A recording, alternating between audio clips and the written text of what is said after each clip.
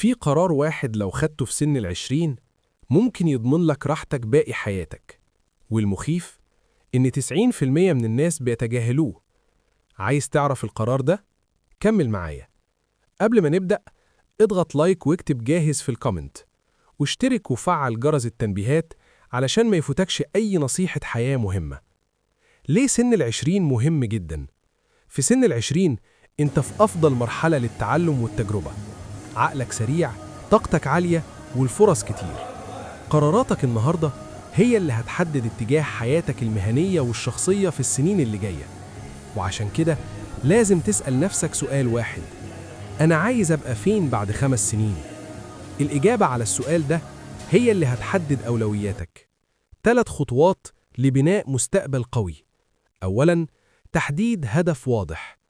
اكتب هدف واحد رئيسي قبل نهاية الشهر، يكون واضح، قابل للقياس، وليه سبب قوي يخليك تكمل.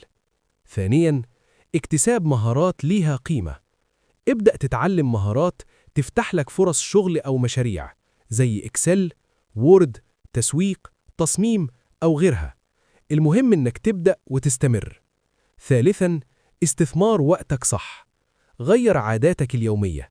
خصص وقت ثابت للتعلم والتطبيق بدل التشتت. أكتر الناس اللي بتنجح هي الناس اللي بتخطط يومها كويس. خد مثال بسيط: شخص بدأ صغير واشتغل على مهاراته بانتظام.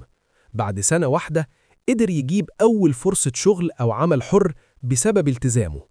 القصة دي بتوضح حاجة مهمة جدا: الفرق مش في الحظ، الفرق في القرار والعمل المنتظم.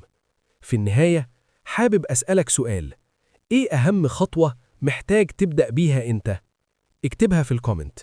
ولو فعلا استفدت، اضغط لايك واشترك وفعل الجرس، علشان الحلقات الجاية هنتكلم فيها عن إزاي تختار هدف يستاهل وإزاي تسرع تعلمك.